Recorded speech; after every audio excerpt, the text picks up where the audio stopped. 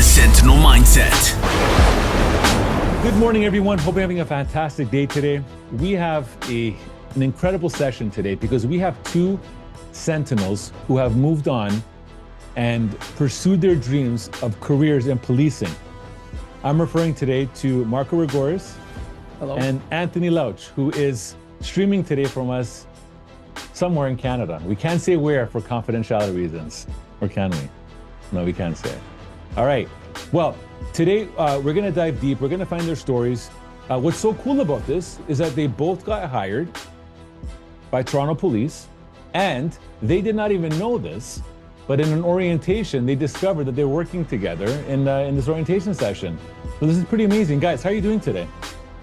I'm very good, thanks. Thank you for having me here. Amazing. I'm feeling great, enjoying the sun, and really excited to be a part of this right now. Okay, amazing. So first of all, just so we can kind of break the ice a bit, right? Why don't you tell everyone a little bit about yourselves, just so they can kind of hear, like, you know, where you're at in your journey and your desires for policing. Let's start off with you, Marco. Okay, so I'm originally from Venezuela.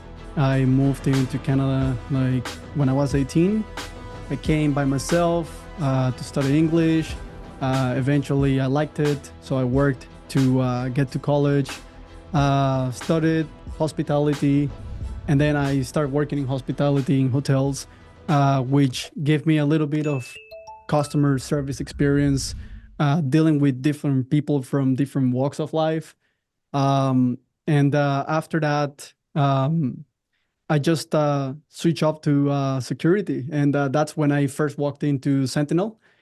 And I applied back then to two companies, and then I got called for Sentinel, and this is the company I wanted to be in.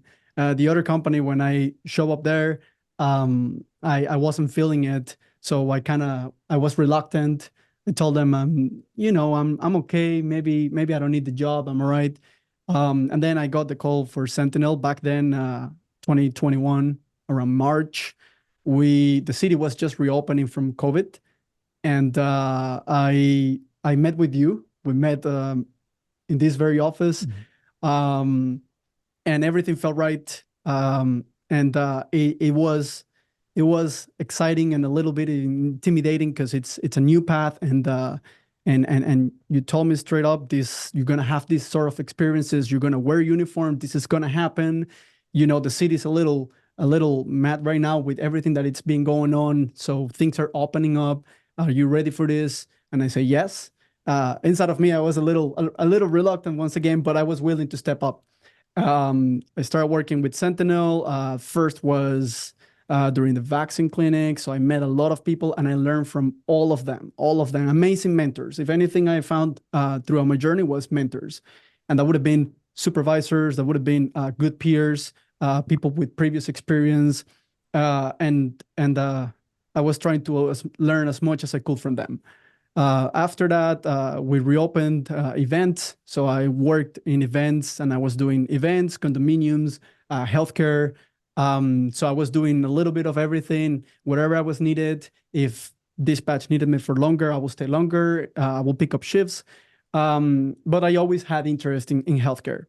After all these like well-rounded experience, I was already like taking the lead whenever there was no lead. And little by little, the office noticed that and decided to promote me as a supervisor. And then I did events and healthcare. Eventually, the office knew I wanted to do healthcare the most. So I was assigned to stay in healthcare for a long time after Bruno left. He's in Peel now. Mm-hmm.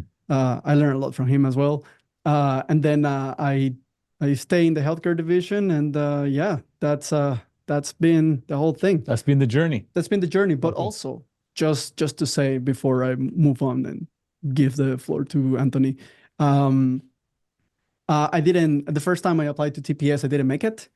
I also later on, during the same year or a little after, I applied to Peel, and things went very smoothly, almost towards the end, but at the end, I didn't make it.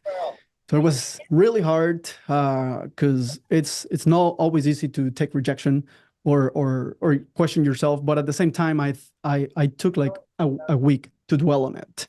And then after that, I came to the realization that if that's gonna take me down, the first try and I didn't make it, two different services, if that's it, then it's not for me. Because if that's gonna demotivate you from your journey, then maybe you don't want it hard enough.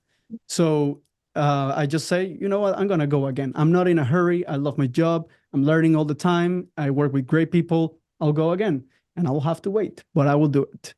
Um, I did it this time around. I did a lot of different things because I had like a full year to do self-work, to self-analyze, to figure out like what could have gone wrong, what should I improve. And this time I did everything quietly. I didn't tell nobody that I was getting into the process, just the office whenever I needed a specific day off because, it's needed. They will understand and I will get the day off and I will do my thing. And I only just revealed the news to everybody once I signed my papers and did my thing after. Okay, amazing. So we're gonna get into the continuous momentum of moving forward, not taking failure as the final move. You keep pushing forward past the obstacles. We're gonna get to that. Okay. Anthony, your story is a little bit different. I mean, you've been with us for a short time, but your short time with us has been very impactful because one of the things that we have in the organization is a lot of litmus tests to find out how someone is doing. We can get that information from clients. We can get that information from leadership and obviously your coworkers. All around, we were getting very positive work on your end. So why don't you tell us a little bit about your journey and how you kind of came to be where you're at right now? Well, I've always lived in Toronto my entire life. It's a great city and I love it. And that's specifically the reason I really wanted to be with the Toronto Police Service. I'd gone to university in St. Catharines, and that's the only time I hadn't lived in the city to do my undergrad at Brock University. After that, moved back to the city, and I had initially done my first interview, hiring process, made it to the final stage, same as Marco, and I was rejected on the first time, but told I was going to be deferred for a year. Although it was a little bit difficult to take in at the first time, it's been a dream of mine to be with the police force. And I knew that that just meant that I had made it to the end. I had a lot of different prereqs that they wanted me to have, but I needed to improve slightly in different areas. I had been serving at the time, so I got a new job at the Park Hyatt Hotel, the writer's room specifically, just to kind of get an experience working with some higher clientele, see some different faces.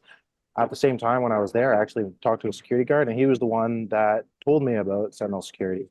Told me it was a really good profession, and a lot of people that are going there, they obviously conduct themselves much more professionally, and a lot of different employers will see that as a bit of a higher class and a really respected employment area. I had gone into Sentinel with the mindset of eventually becoming a police officer as my career, but while doing that, it was a great opportunity to get a bit of an authoritative position.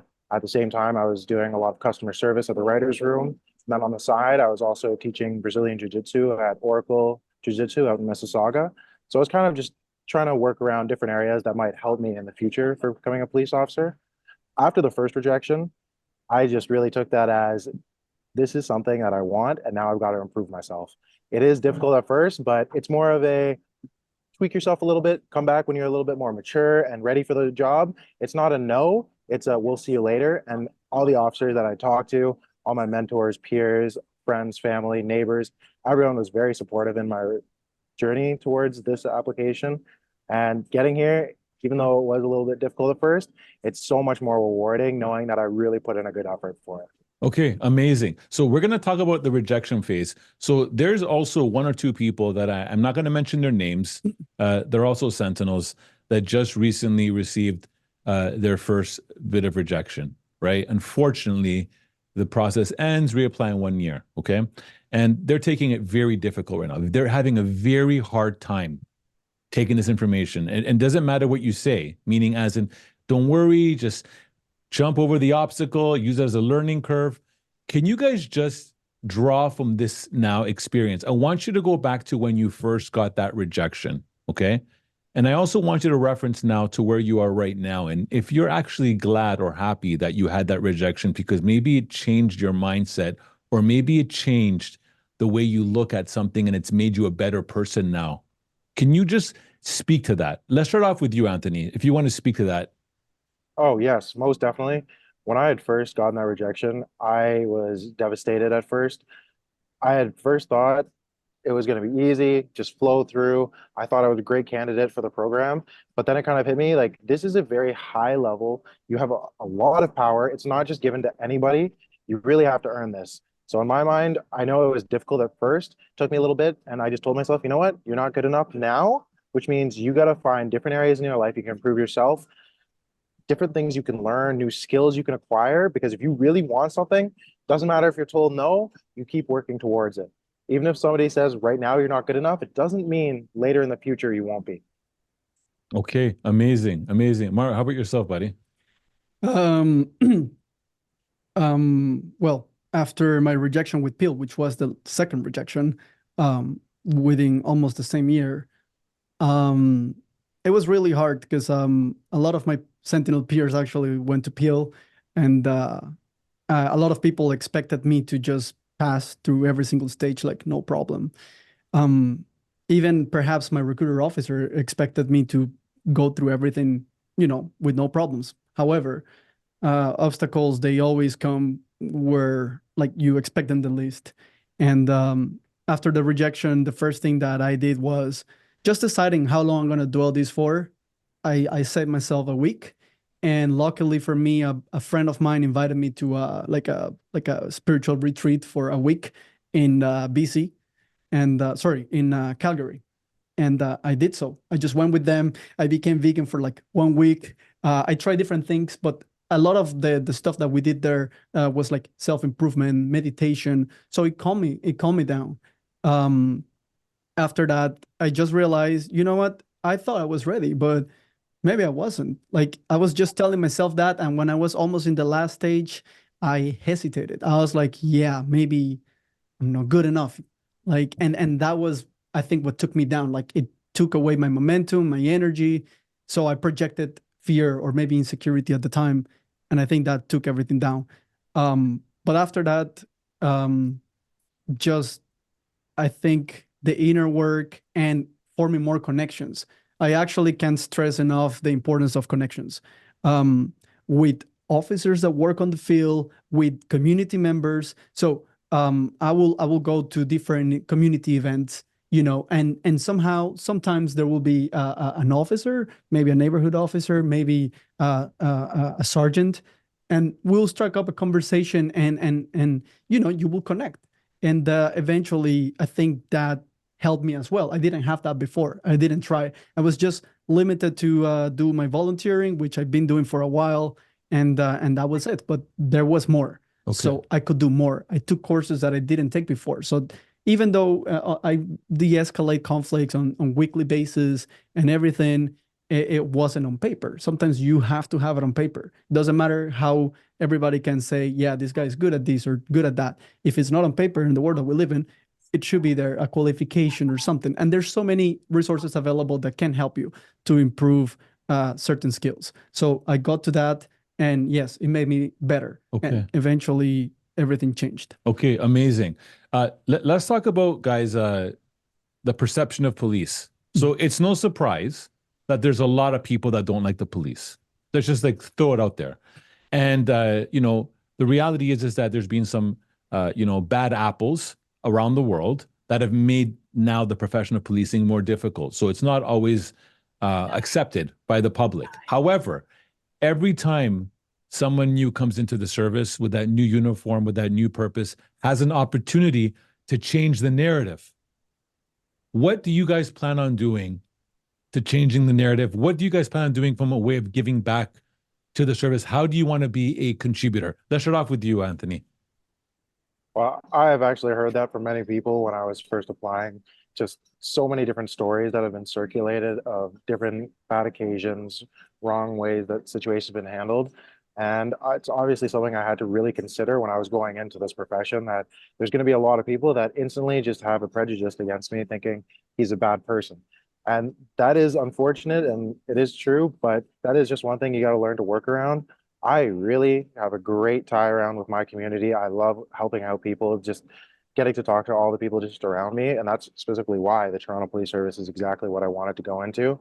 And really just showing that you are here not to be somebody that's enforcing little rules all the time and stopping people from having a fun time, and showing that I'm here to help you.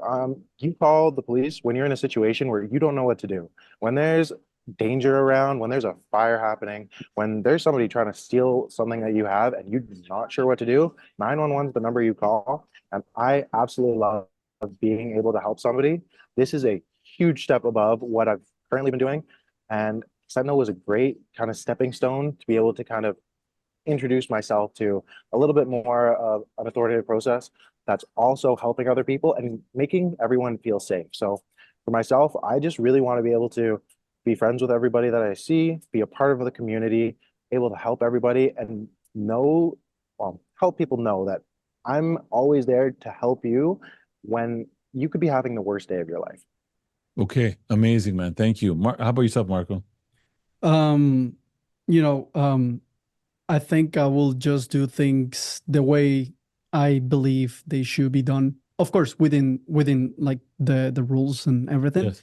But for example, I think when you're dealing with the public, you don't have to order them around. You ask them. You treat them with respect. You give respect, and they will give respect back. Also, something that I've noticed throughout my security career is that some people like to like not only ordering around or display like aggressive body language, but also speaking from the high horse. And what do I call speaking from the high horse is like, you know, talking to someone not at the same level, like not like eye to eye, not like, hey man, you know, this is what's going on. I know you're having a hard time, but this is what we need to do right now in order to get you the help you need, right? Some people are like, sir, good morning, sir. Sir, you are dismissed, or you being asked to leave. You need to leave now, sir. You know, it's like too much, sir, sir. And when you're talking to someone that just it's another person, you got to be personable. So I think I want to bring that onto the table. Leading by empathy. Exactly. Yes. So okay. you have to understand like things are like whenever, you know, when you work in the front lines, like as a paramedic or police officer or security in a healthcare setting, for example, you do get desensitized a little bit because you see it all the time, and you know the system it's flawed, and people unfortunately sometimes they need real help, and sometimes they take advantage of the system. However, it's tough out there. So something that I repeat myself whenever I feel like I'm losing a little bit of my sensitivity is like it's tough out there. So if I was in their shoes, I would probably do the same. So I understand. I understand it's difficult. Everybody's trying to survive. Everybody's trying to you know get through the day by day. So once you understand that, you feel like more empathetic. You understand where they're coming from, and you talk to them the same way. You know, you say, "Hey, how's it going?" instead of like, hey, "Good morning, sir." You know, but of course, if the setting is different, if I'm working in a high-end restaurant where, you know, we address each other differently, I will address them as such. So I think adaptability, being personable, empathy, these are things. And of course, most important, I will say, is treating people with dignity. A lot of times, people, when some other people order them around, they insult them, they kick them when they're down, and I've seen it. Not every person that works in the field, unfortunately, you know, has the touch or we're perfect by any means. Nobody. We all make mistakes, but treating people with dignity will take you farther. People will understand that you want to help, and focusing more on the solution rather than the problem. Like, why do I need to leave and blah blah blah. No, you tell them, well, here's what we're gonna do. This is how we can make it happen, you know. Or you talk to the sober friend, and you talk to your friend, and, you know, just look for that peaceful resolution by being personable, empathetic, and the other stuff I mentioned. Perfect. Amazing. I'm going to ask you guys one last question, and then we'll call it a wrap. But here's where it comes down to. There's many of your coworkers and also many people that have worked with you or are trying to get into the police service. And they're going to look at your stories and they're going to be like, what did they do that was different? What did they do in the workforce? What did they do for their day-to-day job that made them stand out? This is a career that is extremely difficult to get in. So first of all, the fact that you guys both got an opportunity to work with Toronto Police uh, amongst over 9,000 people that apply every year is a very big pat on your back, gentlemen. So congratulations for attaining such a big goal, okay? The thing is, people are going to look at you guys and be like, what did they do? Because I want to do exactly what they did. Can you guys just share individually a little bit about how you should approach the work when you're doing the jobs of security or any job that you may be doing? How should you approach the work to stand out apart from the rest, to be noticed as one that is above average? Because really, at the end of the day, is average is not getting you in, I don't know too much time right? in the tree. Average is not getting you in. You have to go above average. You have to get noticed. I like to call it the X factor. Tell me what you guys would give as advice to individuals listening right now of how you should function in your current day-to-day jobs right now. Let's start off with you, Marco. I will say, well, first of all, your job pays your bills. So treat it with love, because your job is loving you, kind of thing, because it's paying for your bills, it's making you be able to do things. So that's the first thing. Just look at your job with pride, I will say, and be respectful to others. And I think that the things that stand out when you want to perform your duty is, like I said before, building connections. Once again, I can't stress that hard enough, because in events, it works the same way. If you know the regulars, for example, in a certain bar, in a certain place, they can even help you to enforce the rules sometimes, because they know the guy, Right. and you treat them well. Right. And they are like, hey, this is Richie, or this is Marco, or this is Anthony. Let's be cool, man. Like, don't smoke here, smoke there. So building connections. And in my case, for example, I took it to heart to develop others. So I became a little bit of a trainer. So they will send me guys that, they will be, they're like raw diamonds. They have some things that they can work on. And they will send it to us. And then I will start like working with them and make my mission to make them better. So I think developing others as you develop yourself, it also adds up value. And then these guys, they just feel nothing but love to you, and you feel love towards them, and then we all work in unity. So I think developing yourself and others, it's important, indeed. And building connections, I will say, is the best. So by treating people with respect, obviously, and dignity, it will take you far, Okay. So Okay, I think good. those two things can take you everywhere. Perfect. Anthony, but what about yourself? Things that you did in your career that people listening right now, if you follow these footsteps, if you do this, it gives you a very high chance of success. What would that be? If I had to give my opinion on that, obviously, I think the bare minimum is doing the best at your job itself. On top of that, you want to start to try to think out of the box. How can I become a bit of a leader? How can I communicate with my team? How can I work around, find who has strengths that I can use to help out others, and who has weaknesses that those people's strengths can kind of compensate for? You don't want to really just stay on a narrow line. You want to be able to look at different angles for every situation. One solution can be done, but there's usually multiple different ones. Which one's the most effective? Which one's the most efficient? Which one is going to benefit not only the person that you're trying to help, but yourself? And this really can be applied to any type of job. You could be doing something that you consider very easy, but if it's something you consider easy, how can you push yourself to make it more efficient and faster? How can you push yourself to maybe do other things on the side? So whenever I was doing any type of job, like Marco was saying, you want to be respectful, get to know all your coworkers. You want to be able to work well with people, because all of these traits will end up being used once you work with the police, if that is your goal or is that your dream. If you wanted to do something else at the same time, then you're kind of pushing yourself. Instead of doing one thing, it's like, okay, now I'm managing two things simultaneously. Because in life, you might be having breakfast and then, oh, somebody comes over to talk. You're not just going to do one or the other. You're going to do two things at once. If you want to push yourself on top of that, similarly to like I did, get a third job, get a fourth. See how many things you can do at once, but always make sure that you're still doing the best possible at every task you're doing, because you don't want to take away from any of the other ones.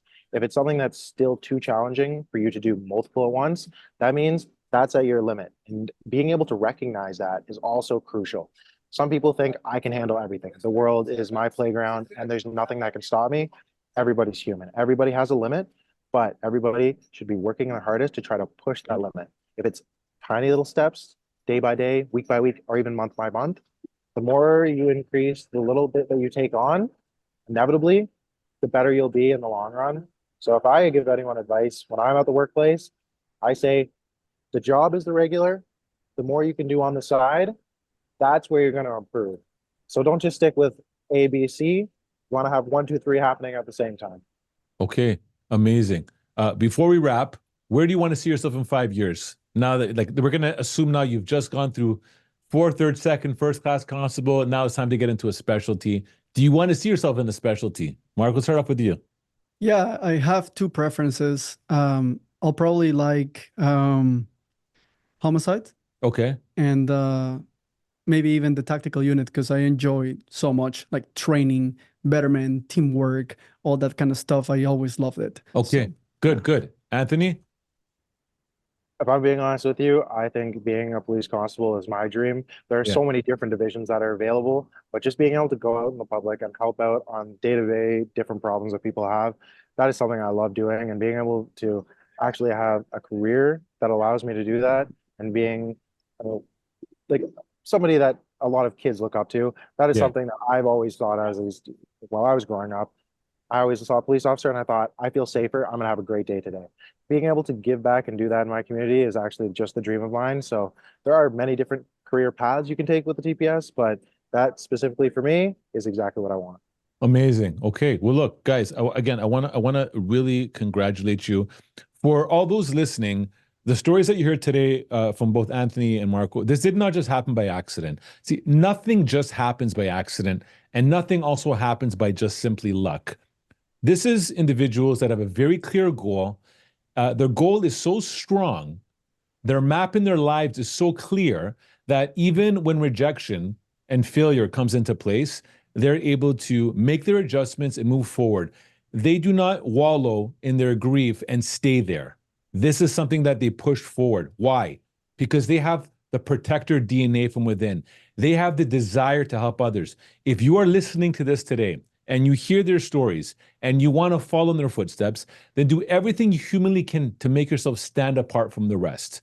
And if you are able to do so, then you may also one day be able to have a conversation with myself on this show about your amazing success in your goals and getting into policing.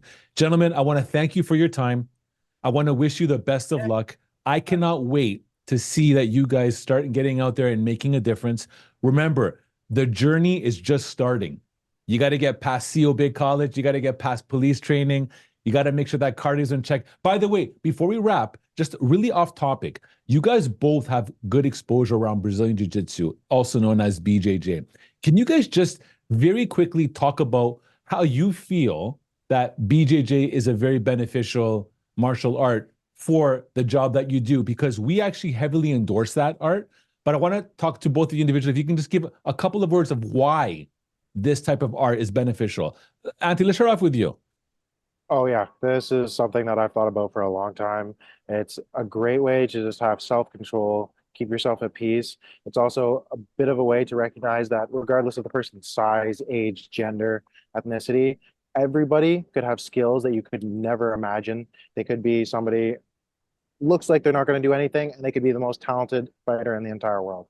It really just gives you perspective to never ever try to do anything confrontational. Always try to use your words as a first resort, and that ends up being a last resort. It's also given me the confidence to know if there is a situation, I know the best way to handle somebody without hurting them and without hurting myself. And that's always the goal at the end of the day. Amazing. Marco, over yourself? I agree with Anthony. Everything he says just like that. I think Brazilian Jiu-Jitsu helps you to respect like not only yourself but others, because you never know what they're capable of. Never, because you see it all the time on the mats. You know, it humbles you. It humbles you a lot because you will always see that there is someone always better. And Brazilian Jiu-Jitsu gives you cardio. It gives you self-control or self-restraint. So, you know, if there are situations where someone is getting in your face and getting confrontational, you can hold up, you can control yourself, your emotions. You being under stress, you being with someone on the top of you trying to choke you, so you can breathe and take it easy and use your verbal judo, which is really important. Okay. And then if it comes to the physical part, you can take control of the individual or neutralize them without hurting them. So it's really, really important. So yeah, that's why from Muay Thai I switched to Jiu-Jitsu. It's a peaceful art. I mean, and yeah. Amazing, amazing. Okay, guys, well, thanks for coming down. You've just heard from Officer Louch and Officer Rigores. And thank you again for your time, guys. I really, really am excited for your journeys. Have a fantastic day. And for those of you wanting to get into policing, again, pull from inspiration here and make it your day today. Have a great one, everyone, and take care. Thank you for joining me in today's podcast. This podcast was created for protectors in the fields of law enforcement, executive protection, security, and anyone looking to level up their mindset. If you are learning from this podcast and you're enjoying it, please subscribe to our YouTube channel at the Sentinel Mindset. That's a zero-cost way to support us. In addition, please subscribe to the podcast both on Spotify and Apple. And on both Spotify and Apple, you can leave us up to a 5-star review. If you have questions for me or comments about the podcast or guests you would like me to consider on the Sentinel Mindset, please post all comments on YouTube. I do read all the comments. Please also check out our sponsors, thearenatoronto.com. The Arena was created to help all those in the fields of law enforcement, security, and all that achieve their fitness goals. I want to thank our producer, Matthew Doyle, and creative supports, Jaslyn Singh, who help me with this podcast every week. We value your feedback and are here to support you. Tune into the Sentinel Mindset every week where we look in the mirror to make real changes and explore what it takes to achieve greatness in your craft. This podcast is brought to you by Executive Protection Lifestyle Canada. Make sure to drop by next week and don't forget to subscribe.